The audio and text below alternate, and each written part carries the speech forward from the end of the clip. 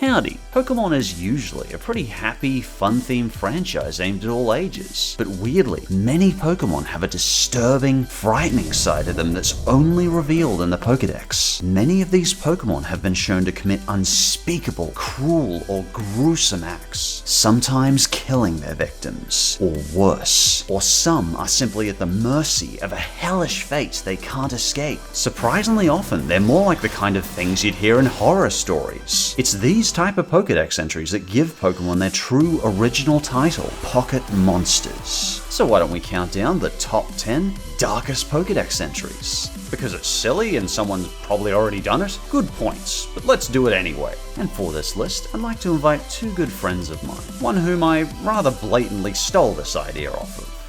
Hey, didn't I already do a video like this? Hiya, Dennis. Yeah, I know, but it looked like a lot of fun to make, and I wanted to give my own take on the darkest entries. Would you care to join me? I'd be glad to help. It's good to see you again, Strider. Likewise, my friend. Please welcome HoodohoodlumsRevenge. Hey, Strider and Dennis! Got room for one more? Of course, Robin, always. Any anime stuff is more fun with you around. Please welcome Anime America. Anyway, let's begin. Number 10.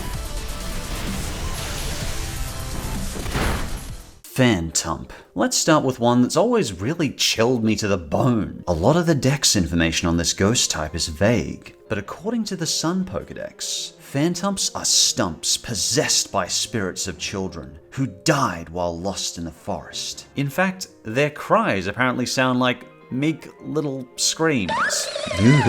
Do you suppose they mean the screams of children? Ultrasun's Pokedex claims that Phantomp will specifically imitate the voice of a child in order to lure people in, which causes them to get hopelessly lost in the forest. But perhaps these Phantomps aren't simply imitating, but reliving the memories of their past lives. I guess they could be. Apparently, these child spirit Phantomps want to be friends.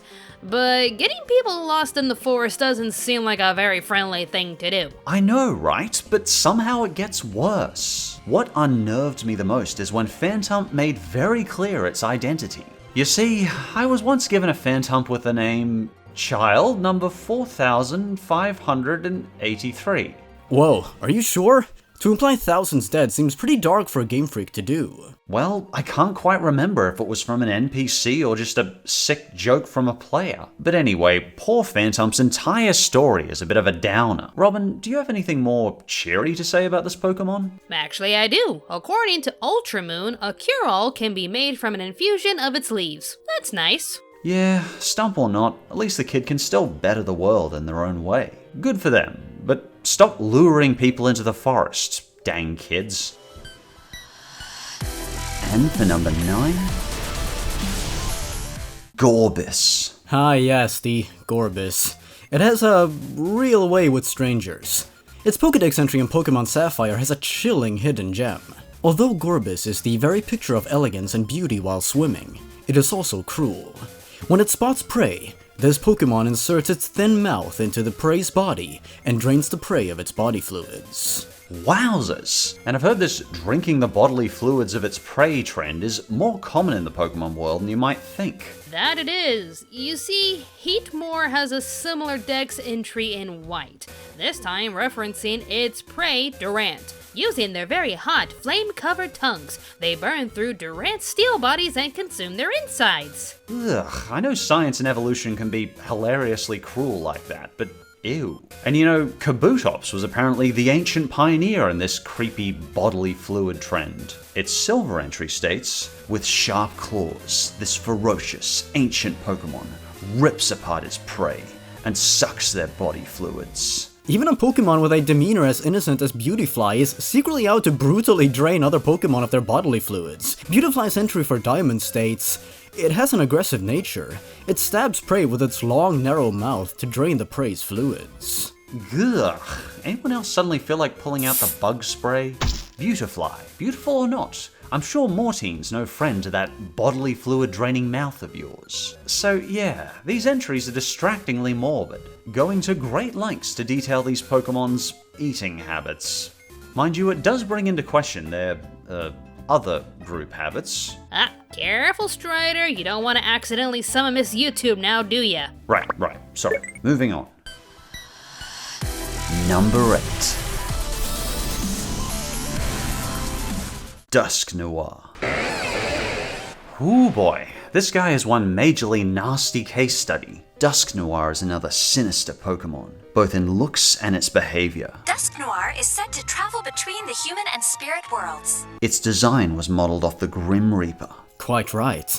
Not only is Dusk Noir directed to take Pokemon and humans to the world of spirits, but he also devours humans for their souls and spits their lifeless bodies right out. Yep, Pokemon Shield states, with the mouth on its belly, Dusk Noir swallows its target whole. The soul is the only thing eaten. Dusk Noir disgorges the body before departing. And you know, it's kind of chilling, knowing that Dusk Noir can completely dissolve a human's life by encapsulating the body, and then it just leaves the empty carcass afterwards. I'd hate to be the poor schmuck that eventually discovers the body. I actually remember seeing a Dusk Noir in the wild areas of Pokemon Sword and Shield the other day. I wonder how many trainers' souls these things gobble up per day. Well, I did battle one the other day, and I have been finding goth music more appealing lately. So if you see one, I say either capture it, evolve it, and raise it like I did to curse any Pokemon that you can't defeat, or give Dusk Noir a taste of its own medicine, and send it hurtling back to whatever creepy crevice it came from. I'm guessing Lavender Town. That place is messed up. Dusknoir, let's go!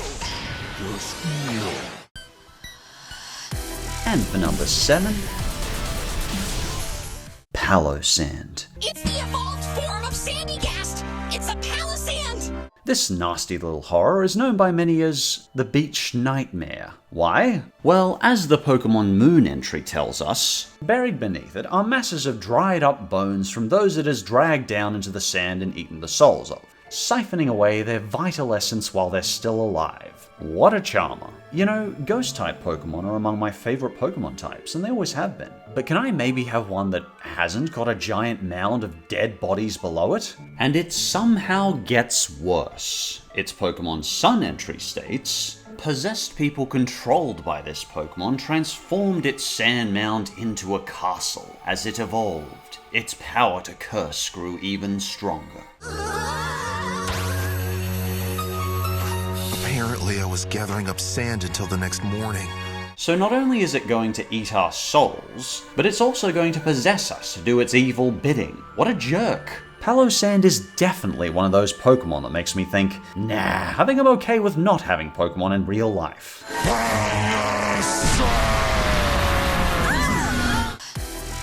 Number 6. Drifloon.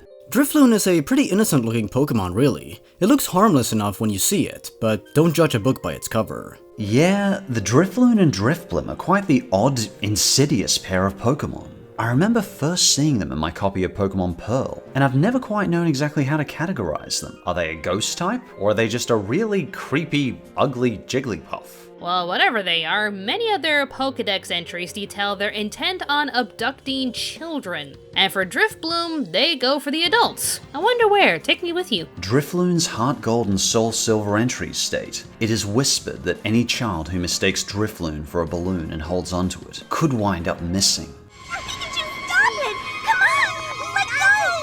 Drifblim adds to this in Sun, chronicling, there was once an incident where a man took a trip riding a Drifblim, only to go missing.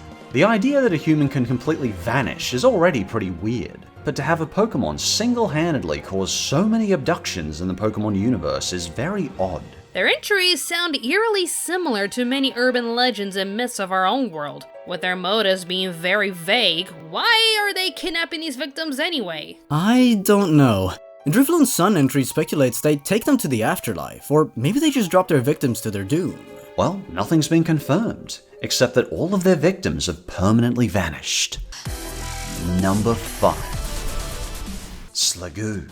Okay, how about a Pokemon that eats its trainers in horrible, painful, and disturbing ways? Oh, you've gotta be kidding me! A Pokemon that eats its trainers! Yep, if you train one, it will almost certainly try to melt and eat you at some point. Quite calmly and without worry, because according to Sun, it has trouble drawing a line between friends and food. It will calmly try to melt and eat even those it gets along well with. Apparently it's a pretty gruesome process too, because Moon says, this Pokemon's mucus can dissolve anything. Toothless, it sprays mucus on its prey. Once they're nicely dissolved, it slurps them up. Okay, if they do that, who would ever actually risk training this thing? Well, actually, I trained one myself for its evolved form. You see, when you level it to like 50 and it's wet, it'll evolve into Goodra, one of my favorite Pokemon and an important part of my team. It's a much more friendly and, less horrifying Pokemon. Okay then. The Goodra's Pokedex entry states, it's very friendly towards people. If you grow close to it, Goodra will hug you with its sticky, slime-covered body. Don't get mad. Well, I won't get mad if it can cover my dry cleaning. Well, sticky or not, I would have no problem raising a Pokemon that hugged me often. Yeah, Goodra's nice. I mean, at least it's not trying to eat us anymore, or kill us in horrible, disfiguring ways. I guess it was going through puberty? Either way, if you can train it to around 50 and it gets rainy, you've earned yourself a good-hearted companion, and a personal favorite of my team. Number 4. Mimikyu. Well, so we've reached the notorious Mimikyu. Yep, we had to cover him somewhere here. For a ghost type, some people consider Mimikyu an adorable Pokemon? I don't know, I guess it kinda sorta looks like a Pikachu, if you squint, and are drunk, and it's pitch black and you've never seen a Pikachu before in your life. Okay, frankly, it's a god-awful disguise that no one could ever be fooled by. I mean, Ash probably was, but this is the guy that looks 10 at the age of 33, so he's got bigger problems. But despite it trying to look like Pikachu, it's all a facade. For Mimikyu's true identity is so sinister, so wretched, that it must be concealed. Its entry in Sun states, its actual appearance is unknown. A scholar who saw what was under its rag was overwhelmed by terror and died from the shock. Its Ultramoon entry echoes a similar idea. It states, a gust of wind revealed what hides under this Pokemon's rag to a passing trainer, who went home and died painfully that very night. Woo, spooky. Yikes. I mean, I realize it's no Care Bear under there, but really? Really. In fact, when Meowth first sees it in the anime, he outright dies for a moment. Unless you watch the American version. ちょっとニャース、何遊んでんのよ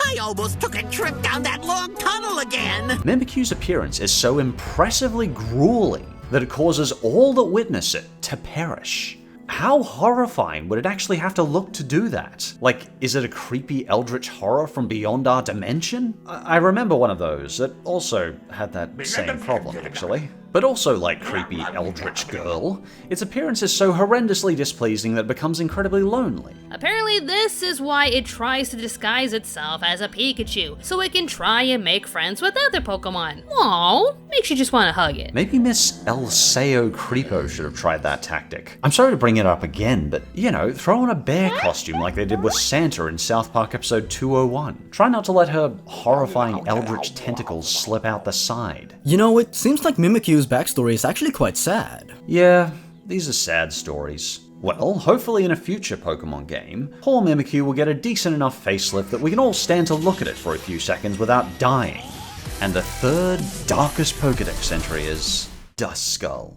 Unsurprisingly, another ghost-type Pokemon. So what's wrong with Duskull? Well, what's right with this little monster? Its primary goal is the suffering and pain of children, or stealing them into the night if they misbehave. Duskull's Pokedex entry in Platinum states, it loves the crying of children. It startles bad kids by passing through walls and making them cry. Many of Duskull's other entries detail its love of the sound of children wailing in fear. It doesn't get much better in its other entries. Apparently, it likes to spirit bad children away. Abducting children away forever is not cool, Duskull. Unless it's those 3 brats from Elfenlied. Yeah, it's a pretty insidious concept for a kid-friendly game like Pokemon. And preying on and feeding off the fear of children is definitely up there in the evil department. There's no shortage of cruel Pokemon in the series, but not many of them specifically relish in the suffering of children. Nasty ghost, but your evolved form is still great for cursing people in Battle Tower. And the second darkest Pokedex entry is Gengar and Gigantamax Gengar. Since the series first began in 1996, Gengar has been the staple ghost-type Pokemon. In fact, from the series beginning, he's one of the first 2 Pokemon we ever saw. but how the Pokedex often describes it can be pretty unnerving. The Pokedex in Pokemon Sun states, should you feel yourself attacked by a sudden chill, it is evidence of an approaching Gengar. There is no escaping it. Give up. The last two sentences firmly establish there is apparently no escaping the fate Gengar will hand us. No matter what we do, all that is recommended is complete and utter helplessness. I mean, the Pokedex entry may suggest that, but I certainly don't. If the underground toilet stall doors start opening and closing randomly and you get a little chill, just get out of there. There is escaping it. Well, the temperature in the room does drop when Gengar enters, so maybe that's a good clue to run. And the entry for its pre-evolution Haunter isn't much better. It strikes at humans from total darkness. Those licked by its cold tongue grow weaker with each passing day until they die. Ugh. And if those weren't bad enough, then how about the entry for Gigantamax Gengar? It lays traps hoping to steal the lives of those it catches. If you stand in front of its mouth, you'll hear your loved ones' voices calling out to you. Oh, come on! None of these entries even try to hide the fact that this thing is out to kill us. And now it's going to try and lure us in with the calls of our loved ones? What a jerk. I'd hate to imagine witnessing it firsthand. Hearing a close friend or family's voice pleading for you to climb into Gengar's mouth to save them, only to meet your end. Gengar has managed to maintain his title as one of Pokemon's most disturbing creatures over all 8 generations. And before we get to number 1, let's go through some quick honorable mentions. Drampa. Introduced in Pokemon Moon, Drampa is a Pokemon that is often portrayed as a friendly, cuddly dragon that protects kids. He essentially feels like Pokemon's take on Barney. So when he gets a really strange Pokedex entry, it's kinda jarring. Pokemon Ultra Sun states, if a child has made friends with is bullied, Drampa will find the bully's house and burn it to the ground. Jeebus, Drampy, take a chill pill. So apparently Drampa is a mass arsonist? That is one bad-tempered dragon. Cubone and Mandibuzz. Many people probably know, Cubone has one of the saddest stories in the series, with it wearing the skull that belonged to its late mother, often weeping loudly about it, causing Mandibuzz to attack it from the air. Sun and Moon entries even comment on the fact that Mandibuzz loved to prey upon the Cubone specifically, lining their nests with their bones. What a sad state of affairs for our poor bony friend. He still does have a mean skull bash though. Good on you, buddy. Mega Glalie. When Mega Evolution was revealed in Pokemon X and Y, it was described in that usual flowery Pokemon way. A new power is achieved from the great bond between Pokemon and trainer, yada yada yada. You've heard it a million times before. But Mega Evolving ain't all sunshine and rainbows for everyone. Particularly Mega Glalie. The Pokedex in Ultra Moon says, the power of Mega Evolution was so strong that it smashes Glalie's jaw. Its inability to eat leaves Glalie irritated. And personally, I repeatedly Mega Evolve Pokemon in battles. So Glalie, old friend, let's get crack-a-lack in that yapper of yours. Glalie is one of the most overlooked Pokemon. But buddy, my sympathies with those repeatedly snapping bones. Xatu. Xatu's seen some things, man. Xatu's Pokedex entry in Ruby reads, Xatu stands rooted and still in one spot all day long. People believe that this Pokemon does so out of fear of the terrible things it has foreseen in the future. This was written before 2020, so here's hoping we've already seen one of the horrifying things it was worried about already, and dealt with it as best we can. And I'm not disagreeing we're in for a bumpy ride, but I am curious what horrors Xatu's seen in the near future. Maybe he saw climate change coming. Anyway, on to number 1. And I think the number 1 darkest Pokedex entry is Yamask and Cophrigus. Wowzers, and I thought the others were bad. Alright, so apparently Game Freak said, hey, let's create a Pokemon that is a dead person, and as it grows, the trainer can watch it slowly lose the remaining shreds of soul and humanity it had, eventually evolving into a mindless Egyptian horror that traps and mummifies its victims for all eternity. People who approach Cophrigus are swallowed and turned into mummies. That sounds pretty disturbing. What's the Pokedex say about it, Dennis? Well, to start with, in Pokemon Black it says, each of them carry a mask that used to be its face when it was human. Sometimes they look at it and cry. It's not often directly stated that a Pokemon was once a human being. and this suggests a pretty morbid backstory for the entire Yamask species. So every one of them was once a human being that died and became whatever they are now, and that mask of theirs is just an ugly reminder of their last shred of humanity. What an awful and sad fate. Yeah, and it's obvious too that Yamask misses its humanity and desperately wants to go back, to return to a point they can never go back to. That is bleak. Okay, so what happens when it evolves to Cophrigus? That's when things somehow get even worse for it. It adopts a new personality, forgetting who it once was, and using its coffin body to swallow unsuspecting victims who get too close, and turn them into mummies. People often think of Cubone when they think of a sad Pokemon, but at least it matures and overcomes some of that sadness when it evolves. Post-traumatic growth, perhaps? But when Yamask evolves, it loses the remaining humanity it had, and embraces the mindlessly malicious monster it has become, trapping its victims inside itself for all eternity, and turning them into wrapped-up corpses. Jeebus, we're in a Pokemon game, right? I still remember battling one a while ago. When any of my Pokemon attacked it, their ability instantly changed to Mummy. Wasn't that cute and inconvenient? Yep, I guess your Pokemon got too close. Fortunately, our Pokemon's mummification disappears after we beat this poor, sad, undead, mindless, empty husk into the ground 10 times over. I feel pretty safe about calling Yamask and Cophrigus the darkest Pokedex entries in the series to date. But you know, for me, seeing this ruthless side of these Pokemon actually gives the series an extra foot in reality.